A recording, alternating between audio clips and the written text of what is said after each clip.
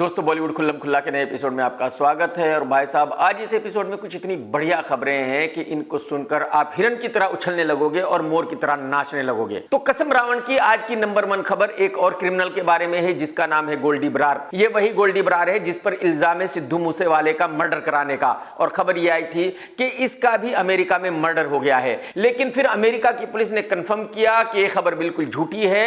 गोल्डी बरार नाम के किसी आदमी का अमेरिका में मर्डर नहीं हुआ है। तो इसका मतलब यह हुआ कि झूठी खबर गोल्डी बरार ने खुद ही दी थी या बिश्नोई गैंग ने दी थी। और अगर यह झूठी खबर दी गई थी तो इसकी कोई ना कोई वजह जरूर है। बिना वजह के तो झूठी खबर नहीं दी जा सकती। लेकिन आप में से बहुत सारे लोगों ने मेरे वीडियो पे कमेंट करके कहा है कि भाई मैंने तो अपने वीडियो में यह खबर झूठी दी है, गोल्डी बरार तो जिंदा है। अरे भाई, पहले यही खबर आई थी कि उसका मर्डर हो गया है। यह खबर बाद में आई है कि नहीं, ये झूठी खबर है। तो भाई साहब, जब मैं वीडियो रिकॉर्ड कर रहा था उस वक्त जो खबर थी वही दूंगा।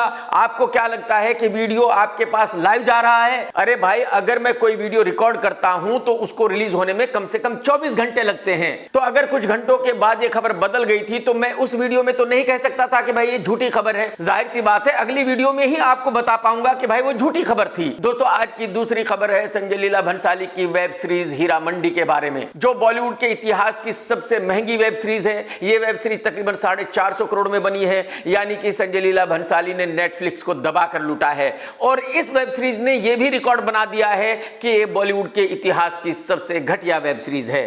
लेकिन खबर यह नहीं है कि इस वेब सीरीज पर कितने पैसे लगे या कितनी अच्छी है या कितनी बुरी है। एक्चुअली इस वेब सीरीज में शर्मीन सहगल भी है, जो एसएलबी की भांजी है, यानी कि एसएलबी की बहन की बेटी है। और इस लड़की का इस वेब सीरीज में बहुत बड़ा रोल है। जिन लोगों ने भी हिम्मत करके ये वेब सीरीज देखी है उनका कहना यह है कि संजय को अपनी भांजी को इतना बड़ा रोल नहीं देना चाहिए था, जबकि उसको एक्टिंग का ए भी नहीं आता। लोगों ने भड़कते हुए कहा है कि भाई ये बॉलीवुड वाले बाज क्यों नहीं आते, ये उन नेपो किड्स को काम क्यों देते हैं जिनमें कोई टैलेंट नहीं है। और यहां मैं पब्लिक से इत्तेफाक नहीं रखता। मैं ऐसा समझता हूं कि अगर बॉलीवुड वालों के बच्चे हैं तो जाहिर सी बात है वो उनको काम जरूर देंगे। लेकिन अच्छी बात यह है कि पब्लिक में अवेयरनेस आई है। अब पब्लिक इन नेपो किड्स की आंखें बंद करके वाहवाही नहीं करती, बल्कि पब्लिक देखती है कि इनको काम आता है या नहीं आता है। और जिनको काम नहीं आता है पब्लिक उनको पूरी तरह रिजेक्ट कर देती है। जैसे कि आमिर खान के भांजे इमरान खान को रिजेक्ट किया, बोनी कपूर के बेटे अर्जुन कपूर को रिजेक्ट किया, डेविड धवन के बेटे वरुण धवन को रिजेक्ट किया, भाग्यश्री के बेटे को रिजेक्ट किया, सनी देओल के बेटों को रिजेक्ट किया। और मेरे ख्याल में इन सब की हालत देखकर बॉलीवुड वाले अपने उन बच्चों को लॉन्च नहीं करेंगे आगे चलकर जिनमें कोई टैलेंट नहीं है, जिनको एक्टिंग नहीं आती या जो अच्छे नहीं दिखते। और मेरा पर्सनली ऐसा मानना है कि अगर किसी में टैलेंट है तो वो भले ही नेपो किड हो, उसको काम करना चाहिए। लेकिन अगर किसी में टैलेंट नहीं है तो फिर उसको जबरदस्ती पब्लिक पे नहीं थोपना चाहिए, जैसे कि 2.5 फीट 3 इंच के हीरो वरुण धवन को थोपा गया या अर्जुन कपूर को थोपा गया। दोस्तों, आज की थर्ड खबर यह है कि अक्षय कुमार की फिल्म जॉली LLB 3 की शूटिंग आज चालू हो गई है। अक्की ने एक वीडियो रिलीज किया और बताया कि इस फिल्म में अक्षय कुमार और अरशद वारसी दोनों हैं और इस फिल्म की आज शूटिंग चालू हो गई है।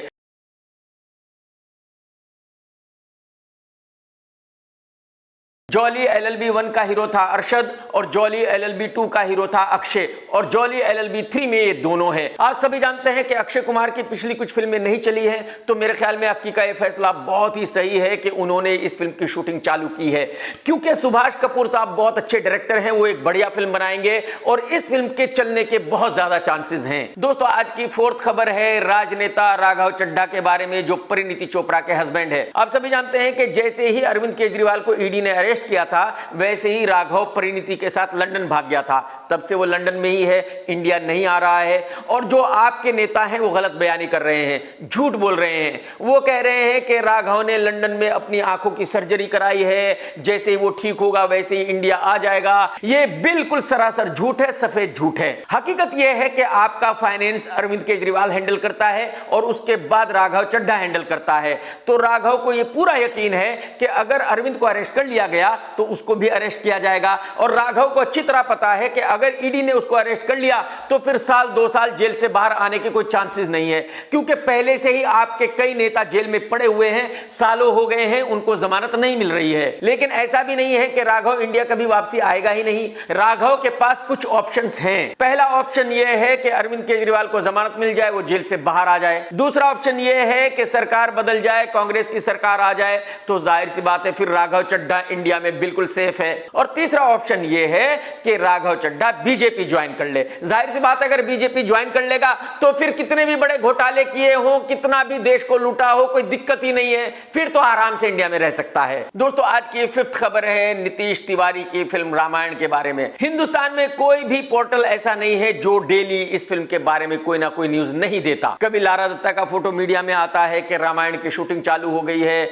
और अब रणबीर कपूर का एक फोटो मीडिया में आ रहा है कि देखो रणबीर राम का रोल कर रहा है और उसका ये लुक है और इस फिल्म की शूटिंग चालू होने वाली है, ये फिल्म बन रही है। मैं आपको ये बता दूं कि आज भी रामायण का कोई प्रोड्यूसर नहीं है। आज की तारीख में भी ऐसा कोई निर्माता नहीं है जो अपना पैसा रामायण पर खर्च करने के लिए तैयार हो। ये जितने भी खबरें हैं सब फेक है, झूठ है। आज तक भी इस फिल्म के जो निर्माता हैं वो हैं जो फ्री के निर्माता हैं, यानी कि यश, उसका कहना यह है कि भाई जो मेरी फीस बनती है वो एज ए प्रोड्यूसर कैलकुलेट कर लो। प्राइम फोकस वाला, जिसका यह कहना है कि भाई फिल्म का पूरा वीएफएक्स मैं करूंगा और वीएफएक्स के काम का जो भी टोटल बिल बनेगा वो अमाउंट मेरी एज ए प्रोड्यूसर इस फिल्म पर लगेगी। तो प्रॉब्लम यह है कि इन फ्री के निर्माताओं से फिल्म बन नहीं सकती। इस फिल्म को बनाने के लिए कैश में कम से कम 400-500 करोड़ रुपए चाहिए, वो कोई लगाने के लिए तैयार नहीं है। तो जब तक कोई निर्माता नहीं आ जाता ये 400-500 करोड़ रुपए लगाने के लिए, तब तक ये फिल्म नहीं बन सकती। दोस्तों, आज की सिक्स्थ खबर है भोजपुरी फिल्मों की हीरोइन श्वेता तिवारी के बारे में। ये तो आप सभी जानते हैं कि ये मैडम बहुत पहुंची हुई है और ये टीवी सीरियल्स में काम करती है या भोजपुरी फिल्मों में काम करती है। लेकिन कमाल ये है कि ये अपने आप को हिंदुस्तान की सबसे बड़ी एक्ट्रेस समझती है। कल से श्वेता का एक वीडियो वायरल है और उसमें देखा जा सकता है कि कुछ फोटोग्राफर्स हैं जो उनको शूट करने की कोशिश कर रहे हैं और श्वेता कह रही है कि यार आप यहां कैसे आ गए, आपको किसने बताया। फोटोग्राफर्स कह रहे हैं कि मैडम आप हिंदुस्तान की सबसे बड़ी एक्ट्रेस हो, आपसे बड़ी एक्ट्रेस आज तक बॉलीवुड में आई ही नहीं। तो जाहिर सी बात है 24 आवर हम अपना काम धंधा छोड़कर आपके ही पीछे घूमते हैं, तो बस हमने आपको यहां देख लिया। थोड़ा आगे ना मैम, कहाँ से आ गए हम लोग? आपको देख के आए। नहीं तो मैम वेट। अरे मैडम, कुछ तो मर्यादा रखिए, कुछ तो खौफ खाइए। झूठ बोलने से पहले कम से कम एक बार तो सोच लिया करो। मैडम, हकीकत यह है कि जो आपकी बिल्डिंग में लोग रहते हैं उनको भी आपके साथ फोटो नहीं खिंचवाना, वो भी आपको नहीं पहचानते। ये फोटोग्राफर्स की तो बात ही छोड़ दीजिए, लेकिन जब आप इनको पे करेंगी तो जाहिर सी बात है ये वहीं पहुंचेंगे जहां आप इनको बुलाएंगी। दोस्तों, आज की 7th खबर है अकल से पैदल कपिल शर्मा के बारे में। आप सभी को पता है कि इसका शो एक टीवी चैनल पर आया करता था। उस टीवी चैनल ने इस शो को बंद कर दिया था। फिर इन्होंने किसी तरह नेटफ्लिक्स वालों को फंसाया क्या? जाहिर सी बात है नेटफ्लिक्स का कोई स्टाफ होगा जिसने नेटफ्लिक्स को लूटा होगा, और जाहिर सी बात है वो नेटफ्लिक्स को तभी लूट पाएगा जब कपिल शर्मा के शो को नेटफ्लिक्स पर लाएगा। तो इसके बाद ये शो नेटफ्लिक्स के लिए बनने लगा, नेटफ्लिक्स पर दिखाया जाने लगा, और कपिल शर्मा और उसकी पूरी टीम लंबी फेंक रहे थे कि इस शो को 250 कंट्रीज में दिखाया जा रहा है, 200 कंट्रीज में दिखाया जा रहा है, 500 कंट्रीज में दिखाया जा रहा है। लेकिन हकीकत यह है कि इस शो को कुत्ता भी नहीं देख रहा था। इस शो की कोई टीआरपी आ ही नहीं रही थी। तो नेटफ्लिक्स वालों ने 30 डेज के बाद कपिल शर्मा को बोला कि भाई साहब, हम आपके हाथ जोड़ते हैं, हमें यह शो नहीं दिखाना है, हम इस शो को बंद कर रहे हैं, क्योंकि हकीकत यह है कि यह आपका शो कुत्ता भी नहीं देख रहा है। तो कहने का मतलब यह है कि कपिल शर्मा की दुकान बंद हो चुकी है। 30 दिन के बाद यह शो बंद हो गया है। दोस्तों, आज की 8th खबर है पिछले फ्राइडे को रिलीज होने वाली फिल्म रुस्लान के बारे में, जिसका हीरो था आयुष शर्मा, जो छिले हुए मुर्गे की तरह दिखता है। ये लड़का इतना बड़ा सुपरस्टार है कि इसका ऑफिस बॉय, ड्राइवर, नाई, धोबी, कसाई भी इसकी फिल्म देखना नहीं चाहता। पब्लिक की तो बात ही छोड़ दीजिए। इस फिल्म ने फर्स्ट वीक में बिजनेस किया है 25 लाख रुपए का, और आप यकीन कीजिए ये 25 लाख रुपए के टिकट भी प्रोड्यूसर ने खुद ही खरीदे हैं। लेकिन मीडिया में पैसे बांट दिए गए हैं और मीडिया कह रहा है कि इस फिल्म ने तकरीबन 2.5 से 3 करोड़ रुपए का पहले वीक में बिजनेस किया है, जो सरासर झूठ है। भाई करण जौहर ऑन कैमरा ये बात कह चुका है कि भाई मैं अपनी किसी भी फ्लॉप फिल्म को हिट लिखवा सकता हूं, मुझे मीडिया को पैसे देने हैं। अगर मैं मीडिया को यह कहूंगा कि मेरी फिल्म ने 200 करोड़ का बिजनेस किया है तो मीडिया वही लिखेगा। तो बस वैसा ही मीडिया यहां कुछ कर रहा है। I can write anything. You just pay and you do. Everything is a media net. There's paparazzi you pay, there's houses you pay, you do it because you have to build perception, you do whatever it takes. दोस्तों आज की 9th खबर है तेलुगु फिल्मों के लुखे actor पवन कल्याण के बारे में। आप यकीन कीजिए इस पवन कल्याण की पर्सनालिटी इतनी गजब की है कि जो मालेगांव के एक्टर्स हैं वो इससे अच्छे दिखते हैं। अब से पहले ये अपनी कई एक फिल्मों को पैन इंडिया फिल्में बताकर रिलीज कर चुका है और हिंदी में किसी कुत्ते ने भी इसकी फिल्म नहीं देखी, लेकिन इसने हार नहीं मानी। अब ये अपनी एक और फिल्म को पैन इंडिया फिल्म बताकर रिलीज कर रहा है जिसका नाम है हरी हीरा वीरा मल्लू। और आप सभी जानते हैं कि ये नेता भी बन चुका है और आप यकीन कीजिए ये नेतागिरी में भी बिल्कुल महाफ्लॉप है। लेकिन मेरी समझ में ये नहीं आ रहा है कि ये अपनी इस तेलुगु वाहियात फिल्म को हिंदी में रिलीज क्यों करना चाहता है। अरे भाई साहब माफ कर दो हिंदी पब्लिक को यार, आप यकीन करो भाई साहब कुत्ता भी आपकी फिल्म को देखने वाला नहीं है हिंदी सर्किट में, मत अपने पैसे खराब करो। दोस्तों आज की 10th खबर है फिल्म बड़े मियां छोटे मियां के बारे में। ये तो आप सभी को पता है कि ये फिल्म बहुत महंगी फिल्म थी, बहुत बड़े स्केल पर बनाई गई थी और ये फिल्म नहीं चल पाई है। तो सोशल मीडिया पर बहुत सारे लोग मुझसे पूछते ही रहते हैं कि यार इतनी बड़ी फिल्म, इतनी बड़ी स्टार कास्ट, इसके बावजूद भी ये फिल्म क्यों नहीं चली। देखिए हकीकत यह है कि इस फिल्म का जो सबसे कमजोर पार्ट था वो था म्यूजिक। ऐसी फिल्म में एक हिट म्यूजिक की जरूरत होती है, जैसे कि पठान का हिट म्यूजिक था, जैसे कि वार का हिट म्यूजिक था। लेकिन इस फिल्म के जो गाने थे वो बहुत ही वाहियात किस्म के गाने थे, बहुत ही घटिया किस्म के गाने थे। एक्चुअली इस फिल्म का म्यूजिक बनाया था सिंगर विशाल मिश्रा ने, जो एक सिंगर है, म्यूजिक डायरेक्टर नहीं है। लेकिन जो इस फिल्म का डायरेक्टर है अब्बास, उसको ऐसा लगा कि विशाल एक बढ़िया म्यूजिक बना सकता है, विशाल एक बढ़िया म्यूजिक डायरेक्टर बन सकता है। और कहावत है कि जिसका काम उसी को साजे, कोई और करे तो डंडा बाजे। तो बस वही इस फिल्म के साथ हुआ। विशाल ने ऐसे ऐसे वाहियात गाने बना डाले कि एक भी गाना पब्लिक को पसंद नहीं आया, एक भी गाना नहीं चला। जब इस फिल्म के गाने रिलीज हुए तो विशाल ने मुझे भी कॉल किया था और मुझसे पूछा कि भाई गाने कैसे लग रहे हैं। मैंने कहा विशाल भाई ये गाने बहुत ही वाहियात किस्म के गाने हैं, ये पब्लिक को बिल्कुल पसंद नहीं आएंगे, ये गाने इस फिल्म को बिल्कुल सपोर्ट नहीं करेंगे, फिल्म फ्लॉप हो जाएगी। विशाल ने मुझसे कहा कि नहीं भाई आपको समझ नहीं आ रहे हैं गाने, आप यकीन करो ये मेरे फेवरेट गाने हैं, ये बहुत बड़े ब्लॉकबस्टर गाने हैं, ये गाने पब्लिक को बहुत ज्यादा पसंद आएंगे।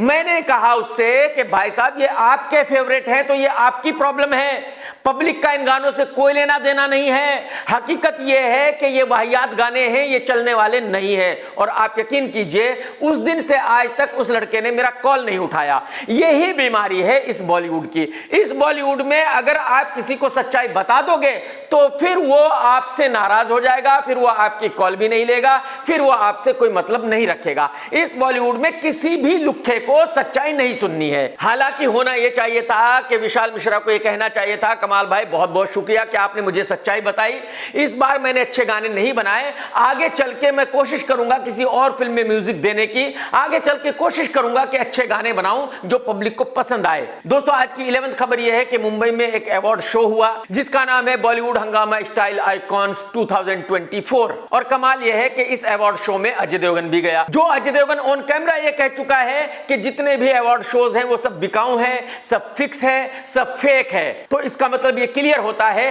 कि अजय देवगन भी इस अवार्ड शो में गया था पैसे लेकर, अगर उसको पैसे नहीं मिलते तो वो वहां नहीं जाता। और बिल्कुल ठीक किया भाई, बिजनेस इज बिजनेस। दोस्तों आज की 12th खबर भी संजय लीला भंसाली की वेब सीरीज हीरा मंडी के ही बारे में है, जो बॉलीवुड के इतिहास की सबसे घटिया वेब सीरीज है और सबसे महंगी वेब सीरीज है। अब इस वेब सीरीज के एक्टरों ने बताया है कि जब वो इस फिल्म की शूटिंग किया करते थे तो सेट पर 30 से 40 कुत्ते डेली रहा करते थे वहां पर। अब मुझे बताइए कि ये वेब सीरीज हिंदुस्तान की सबसे घटिया वेब सीरीज कैसे ना होती, ये वेब सीरीज हिंदुस्तान की सबसे बड़ी फ्लॉप वेब सीरीज कैसे ना होती। भाई जिस वेब सीरीज की शूटिंग होने के वक्त 30-40 कुत्ते वहां रहा करते थे, उस वेब सीरीज को फ्लॉप होने से कौन बचा सकता है। अरे जब आमतौर पर आप किसी घटिया इंसान को कुत्ता बोलते हो और उसके बावजूद भी आप सेट पर 30-40 कुत्ते रखकर शूटिंग करोगे तो भाई साहब फिर तो आपकी वेब सीरीज महाफ्लॉप होनी थी, फिर तो वेब सीरीज घटिया बननी थी।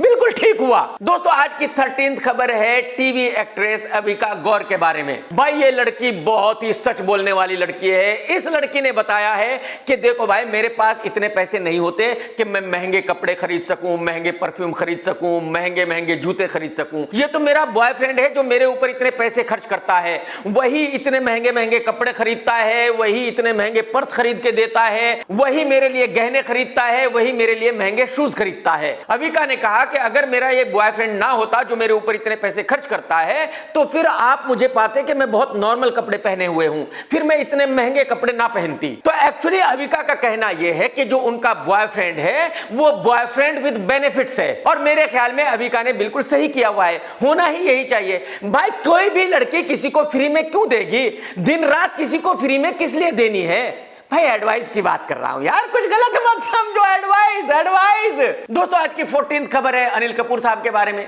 अनिल कपूर की एक पुरानी वीडियो वायरल हो रही है और उस वीडियो में देखा जा सकता है कि अनिल कपूर ये कह रहे हैं कि जब वो माधुरी दीक्षित के साथ बहुत सारी फिल्में करते थे उस वक्त वो थोड़ा ज्यादा वक्त माधुरी के साथ बिताते थे और थोड़ा कम वक्त अपनी पत्नी सुनीता के साथ बिताते थे। आप तो जानते हैं माधुरी जी के साथ मैंने बहुत सी फिल्में की हैं। उन दिनों में क्या होता ना, ज्यादा वक्त उनके साथ गुजारता था और अपनी पत्नी के साथ थोड़ा सा कम। अनिल कपूर ने बताया कि उस वक्त हालात ये थे कि कभी मैं अपनी बीवी को माधुरी कहता था और कभी माधुरी को सुनीता कहता था। तो कभी माधुरी को सुनीता बोलते था और कभी सुनीता को माधुरी बोलते था। It's an honest mistake, sir.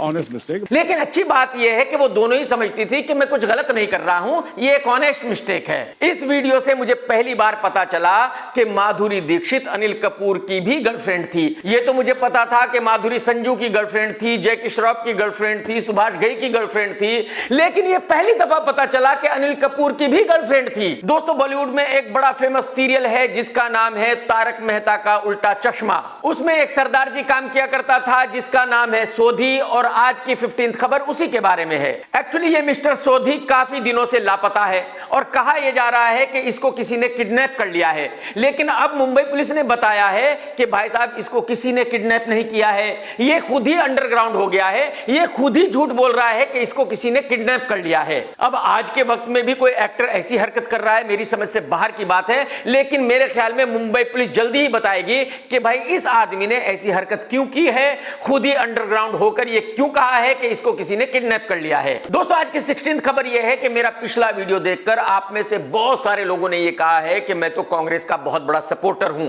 मेरी समझ में यह नहीं आता कि आप लोगों को सच्चाई सुनने में क्या प्रॉब्लम है। अरे भाई साहब, हिंदुस्तान में डेमोक्रेसी है, हिंदुस्तान में हर आदमी फ्री है कि वो किसी भी पार्टी को सपोर्ट कर सकता है। आप बीजेपी को सपोर्ट करते हैं, मैं तो कुछ नहीं कहता। अगर मैं कांग्रेस को सपोर्ट कर भी रहा हूं, मैं ये कह रहा हूं कि कांग्रेस अच्छी है, तो आप सुन लीजिए, क्या प्रॉब्लम है। आप ये कहिए कि बीजेपी अच्छी है, मैं भी सुनूंगा। भाई डेमोक्रेसी का यही तो मतलब है कि जो आपके विचार हैं उनको मैं सुनूं, जो मेरे विचार हैं उनको आप सुनो। हकीकत यह है कि ना ही मैं किसी पार्टी के सपोर्ट में हूं और ना ही किसी के अगेंस्ट हूं। मैंने एक ट्वीट किया कि दोस्तों मुझे एक ऐसा नाम बताइए जो दुनिया में सबसे बड़ा झूठा है, तो ना जाने कितने लोग आ गए मुझे गालियां देने। तेरी हिम्मत कैसे हुई ऐसा कहने की, तेरी हिम्मत कैसे हुई ऐसा ट्वीट करने की। अरे भाई साहब, मैंने तो कोई नाम लिखा ही नहीं, मैंने तो किसी को झूठा कहा ही नहीं, तो आप लोगों को कैसे पता चला कि मैं किसके बारे में बात कर रहा हूं। मैंने एक और ट्वीट किया कि भाई किसी भी अनपढ़ नेता को वोट नहीं देना, और बिल्कुल आज भी कह रहा हूं कि आप लोग किसी भी अनपढ़ नेता को वोट मत दो, पढ़े लिखे आदमी को वोट दो। तो ना जाने कितने लोग आ गए मुझे गालियां देने, तेरी हिम्मत कैसे हुई, हमारे नेता को अनपढ़ कह रहा है। अरे तुम्हें कैसे पता चला कि मैं किसके बारे में बात कर रहा हूं। और मैं अच्छी तरह समझ रहा हूं कि इन लोगों को ऐसा लग रहा था कि मैं मोदी जी के बारे में बात कर रहा हूं, हालांकि मैं मोदी जी के बारे में वाकई ही बात नहीं कर रहा था, मैं किसी और नेता के बारे में बात कर रहा था। लेकिन इन लोगों का कॉन्फिडेंस देखिए कि ये लोग आ गए और गालियां देनी शुरू कर दी। 100 में से 100 ना बीजेपी को सपोर्ट करेंगे, ना कांग्रेस को सपोर्ट करेंगे, ना एसपी को सपोर्ट करेंगे। भाई इसी का नाम तो डेमोक्रेसी है कि कुछ लोग किसी पार्टी को सपोर्ट करेंगे, कुछ लोग किसी पार्टी को सपोर्ट करेंगे, कुछ लोग किसी नेता को अच्छा कहेंगे, कुछ लोग किसी दूसरे नेता को अच्छा कहेंगे।